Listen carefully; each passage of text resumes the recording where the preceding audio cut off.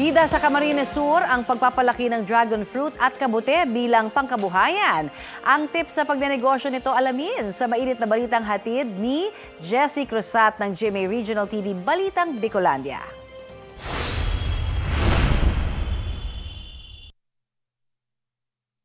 Negosyong pang-healthy living at healthy pocket at the same time?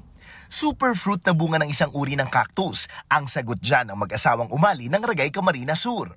Silinicerius undatus ang scientific name na mas kilala sa tawag na dragon fruit. Sabi nila malaki yung potential kasi superfruit siya healthy, tapos maraming naghahanap.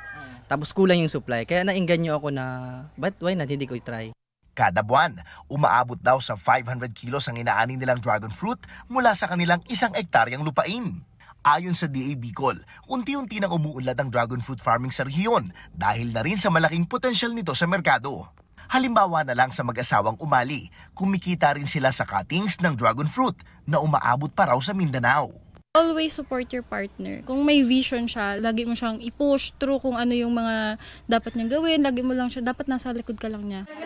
Isa pa sa mga sumusulpot na industriya sa Bicolandia ang pagtatanim ng kabute. Si Nanay Maria Trinidad, may plano na raw oras na maani ang kanyang mga kabute. Magiging business din kasi once na matuto ka po nito, magiging productive ang buhay ng tao. Dahil kung sa government employee, sa sahod lang po, sa akin lang sa sahod lang, it means na kulang.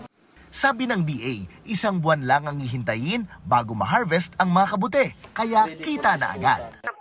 Padagos pong nagdadakol ang mga nagsusuporta as in nag-adapt kan sa tuyang mushroom production project ng DA.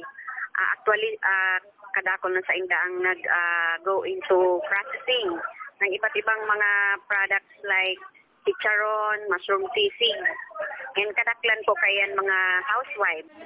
Mula sa GMA Regional TV Balitang Bicolandia, Jessie Cruzat, nagbabalita para sa GMA Integrated News.